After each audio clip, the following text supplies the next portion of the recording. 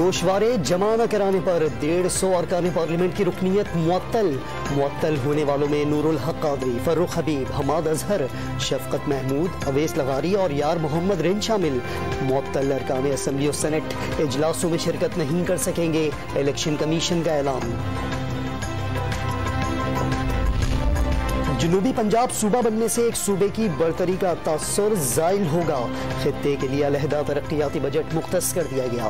वज़ीर ख़ारजा शाह महमूद कुरैशी का सेनेट में इज़हार ख़याल।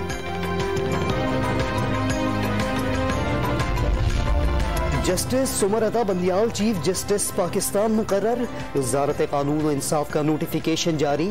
जस्टिस सुमर अता बंदियाल 2 फरवरी से चीफ जस्टिस का ओहदा संभालेंगे।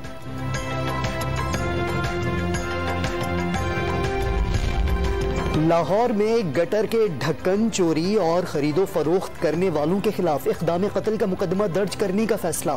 चीफ सेक्रेटरी पंजाब ने मुतल्लिका महकमों को हिदायत जारी कर दी।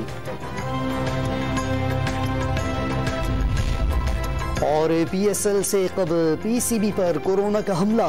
5 ऑफिशियल्स और ग्राउंड स्टाफ के 5 अरकान वबा में मुब्तला। PCB से वाबस्ता तमाम अफराद को बूस्टर वैक्सीन लगा दी गई।